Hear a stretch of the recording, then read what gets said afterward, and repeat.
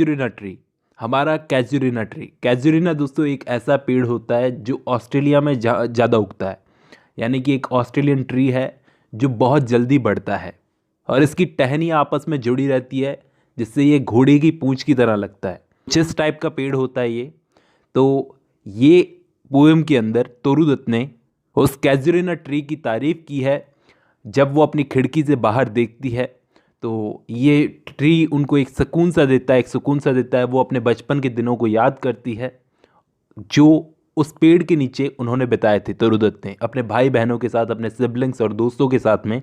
तो ये पेड़ उनको सुकून देता है। ये एक ओड की फॉर्म में लिखी हुई पोएम है। इसमें 5 स्टैंजा हैं। तो दोस्तों बहुत लंबी पोएम है, ज़्यादा टाइम ना वेस्ट करते हुए शुरू करते हैं। तो इस पोएम की शुरुआत करती है तोरूदत्त, लाइक अ ह्यूज पाइथन, एक बड़े से अजगर की तरह। पाइथन का मतलब एक अजगर टाइप का, एक बड़े से अजगर की तरह वाइंडिंग राउंड एंड राउंड। एक बेल गोल गोल लिपटी हुई है। द रग्ड ट्रंक, एक भद्दे से ट्रंक पर, यानी कि एक पेड़ के तने पर, एक भद्दे से तने पर। रग्ड का मतलब भद्दे से और ट्रंक का मतलब तना। इंडेंटेड डीप विथ स्कार्स, मतलब वो जो बेल अजगर की तरह लिपटी हुई है उस पेड़ पर, उससे क्या है कि डीप निशान पड़ गए हैं उस पेड़ पर।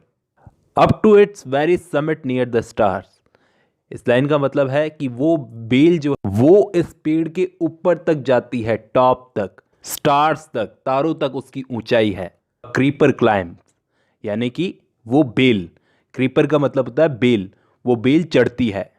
इन whose embraces bound no other tree could live, इस लाइन का मतलब है कि अगर इस क्रीपर ने किसी और पेड़ को इस तरह से जकड़ा होता तो शायद वो पेड़ जिंदा नहीं रह पाता। बट ग्लैलेंटली, लेकिन इस पेड़ की हिम्मत तो देखो। द जायंट वियर्ड्स द स्कार्फ, ये एक जायंट की तरह, इस पेड़ को एक जायंट कहा है दोस्तों, एक बहुत बड़ा, इसके साइज को बताने के लिए कहा है कि इस जायंट ने, इस पेड़ ने उस बेल को एक स्कार्फ की तरह पहन लिया है। And flowers are hung in crimson cluster all the boughs among, और फ्लावर्स गहरे लाल क्लस्टर्स में, क्लस्टर्स का मतलब झुंड में, सभी टहनियों पर लटके हुए हैं। Where on all day are gathered bird and bee, जहां पर उस पेड़ पर पूरा दिन, ऑल डे, बर्ड्स और मधुमक्खियां इकट्ठी होती हैं। And after nights the garden overflows with one sweet song, और रातों में अक्सर वो गार्डन स्वीट सॉन्ग से ओवरफ्लो होने लगता है। That seems to have no close, और ऐसा लगता है ये सॉन्ग जो है कभी ख़त्म नहीं होगा।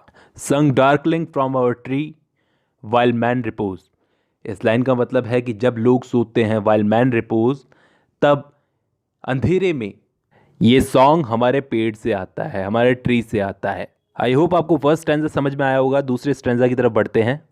आगे पार्टिस लिखती है, when first my casement is wide open thrown, कि सुबह जब मेरी खिड़की पहली बार खुलती है तो रोज एट डॉन, सुबह सुबह, my eyes dilated on it rest, मेरी आंखें इस डिलाइटेड ट्री पर रुक जाती है, जिसे देखकर मुझे सुकून मिलता है। समटाइम्स, कभी कभी, एंड मोस्ट इन विंटर्स, सर्दियों में, ज़्यादातर सर्दियों में, ऑन इट्स क्रेस्ट, यानी इसके ऊपर, इस पेड़ के ऊपर, सबसे ऊपर, क्रेस्ट का मतलब सबसे ऊंचाई पे, a grey baboon sat statue like alone, ऊपर की तरफ एक ग्रे कलर का बबून आकर एक स्टैचू की तरह बैठ जाता है। बबून एक टाइप का बंदर जैसा दिखने वाला जानवर होता है। वॉचिंग द सनराइज, और सूरज को उगते हुए देखता है। वाइल ऑन लोअर बोज, और नीचे की तरफ जो टहनियाँ हैं उन पर, his puny of spring leaps about and play, यानी कि नीचे की टहनियों पर उसके प्यूनी, यानी कि छोटे बच्चे, ऑफ स्प्रिंग का मतलब बच्चे, उछलते खेलते रहते हैं। लीप अबाउट एंड प्ले का मतलब उछलते कूदते रहते हैं। And far and near kokilas hail the day, और कोयल हर जगह पर इस नए दिन को वेलकम करती है। हेल का मतलब वेलकम करना। And to their pastures wend our sleepy cows, और हमारी गायें, जो काउज हैं, वो नींदों में अपने पास्चर्स की तरफ जाती है, यानी कि चारागाह की तरफ जाती है चरने के लिए। And in the shadow on the broad tank cast, इसका मतलब है कि उस पेड़ की शैडो इतनी बड़ी है कि उसकी छाया बड़े से वाटर टैंक पर पड़ रही है, बाय दैट हॉट ट्री, जो कि उस पुराने से पेड़ के पास में है।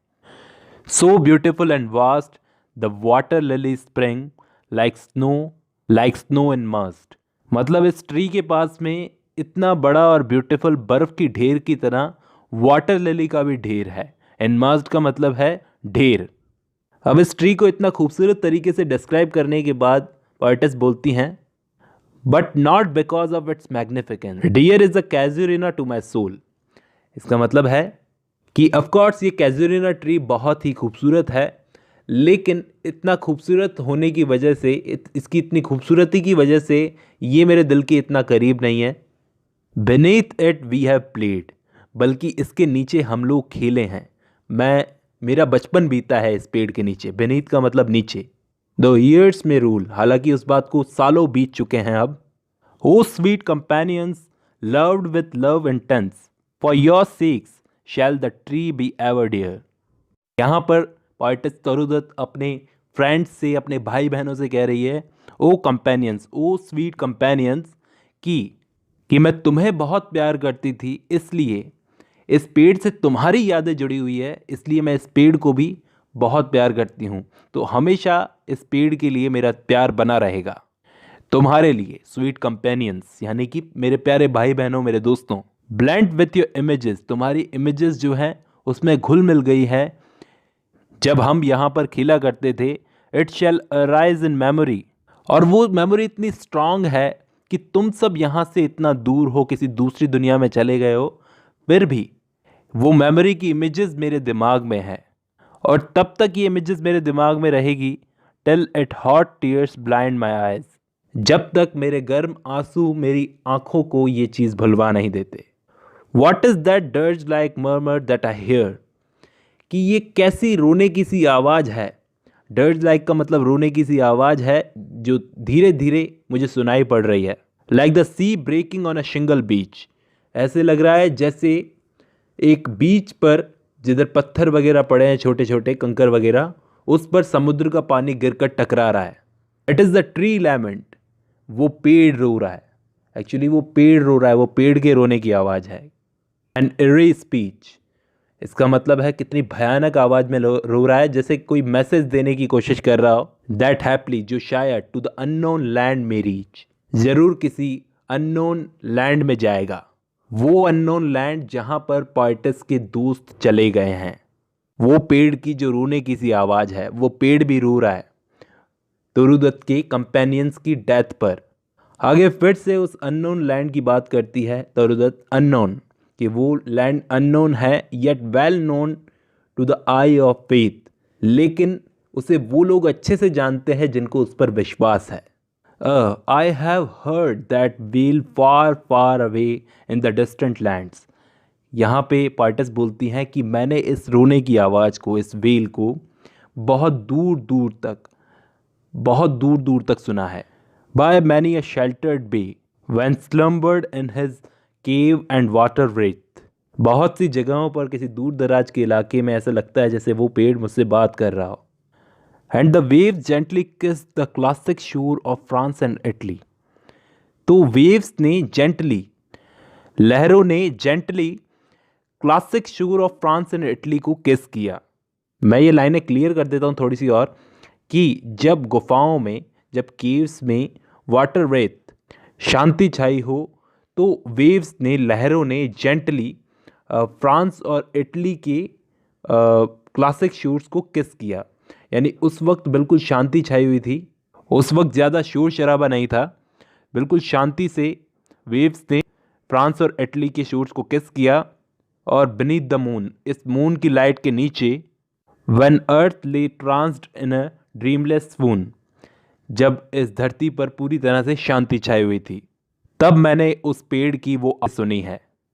And every time the music rose, और जब जब वो म्यूज़िक बजता था, every time before my inner vision rose a form sublime, तो मेरे इनर विजन, अंतरात्मा के अंदर एक फॉर्म उस म्यूज़िक के साथ उभर कर आता था। दाय फॉर्म ओ ट्री, और वो फॉर्म होती है तुम्हारी, उस ट्री को बोल रही हैं तोरुदत्त यहाँ पर। As in my happy prime I saw the, जब मैंने अपने बचपन में, जैसा मैंने अपने बचपन में देखा था तुमको। इन माई ऑन लव्ड नेटिव क्लाइम, यानी कि क्लाइम का मतलब क्लाइमेट, यानी कि मेरा खुद का अपना नेटिव क्लाइमेट, यानी कि इंडिया की बात कर रही है यहाँ पर। बंगाल में जब वो रहती थी तो उस क्लाइमेट में मैंने जैसा तुमको देखा था वैसी ही फॉर्म मेरे अंदर उभरती है। Therefore, और इसलिए आई फेन वुड कॉन्सिक्रेट अ ले अनटू दाय ऑनर, मैं, फेन का मतलब खुशी से, और इसलिए मैं खुशी से वुड कॉन्सिक्रेट, तुमको एक तरह से अर्पण करना चाहूँगी एक लिरिक, ले का मतलब लिरिक, अनटू दाय ऑनर, तुम्हारे सम्मान में। और इसलिए मैं खुशी से तुम्हारे लिए एक पोएट्री या फिर कुछ लिरिक लिखना चाहूँगी। Tree beloved of those, O tree, तुम उनके बिलवड थे, who now in blessed sleep for aye repose, मतलब कि तुम उनके बिलवड थे, मतलब अपने भाई बहनों की बात कर रही हैं यहाँ पे तरुदत्त, कि उनके बिलवड थे जो अभी ब्लेस्ड स्लीप, यानी कि सो चुके हैं, फॉर ए रिपोज, सदा के लिए सो चुके हैं। ए का मतलब सदा के लिए, रिपोज का मतलब सो चुके हैं। Dearer than life to me alas were they, कि वो मेरे भाई बहन मेरे लिए मेरी लाइफ से भी ज़्यादा मतलब प्यारे थे। Mayst thou be numbered when my days are done with deathless trees like those in Borodal। अब दोस्तों यहाँ पर दो लाइनें, इन दो लाइनों का मतलब ये है कि तुम्हें भी, उस ट्री को बोल रही है तरुदत्त कि शायद तुम्हें भी मेरे मरने के बाद में, तरुदत्त बोलती है कि मेरे जब दिन ख़त्म हो जाएंगे उसके बाद में तुम्हें भी गिना जाएगा उन डेथलेस ट्रीज़ के साथ, उन अमर पेड़ों के साथ जो बोरोडल में है। दोस्तों यहाँ पर इस पोएम के ज़रिए तरुदत्त इस पेड़ को अमर बना देना चाहती है, जैसे विलियम वर्ड्सवर्थ ने बोरोडल में यू ट्रीज़ के साथ किया था। यू ट्रीज़ को पहले कोई जानता भी नहीं था, जब विलियम वर्ड्सवर्थ ने अपनी पोएम में उनका जिक्र किया तो वो अमर हो गए, एक तरह से उसको जानने लगे लोग। तो तरुदत्त भी इस पेड़ के साथ में ऐसा ही कुछ करना चाहती है, इस पेड़ को अमर बनाना चाहती हैं अपनी लिरिक के ज़रिए, अपनी पोएम के ज़रिए। Under whose awful branches lingered pale fear, trembling hope and death and the skeleton and time the shadow। ये सब चीज़ें जो हैं उन पेड़ों की awful branches के नीचे काम नहीं करती। मैं तुम्हें वैसा बना देना चाहती हूँ। And the weak the words, हो सकता है मैं जो ये कविता लिख रही हूँ, ये जो पोएम लिख रही हूँ, वो वीक हो, कमज़ोर हो। That would thy beauty fain, O fain rehearse, may love defend thee from oblivion curse. लेकिन जो भी लिख रही हूँ वो दिल से लिख रही हूँ, तुम्हारी ब्यूटी से खुश होकर लिख रही हूँ, और लेकिन मेरा प्यार तुम्हारे लिए वीक नहीं है। यहाँ पोएट उस ट्री से कह रही हैं कि मैं दुनिया को तुम्हें भुलाने नहीं दूंगी, क्योंकि तुम्हारे साथ मेरे अपनों की यादें जुड़ी हुई है, तो तुम्हें भूला नहीं जाएगा। ऑब्लिवियन कर्ट्स का मतलब है भुलाने वाला कर्ट्स, उससे मैं तुम्हें डिफेंड करूंगी।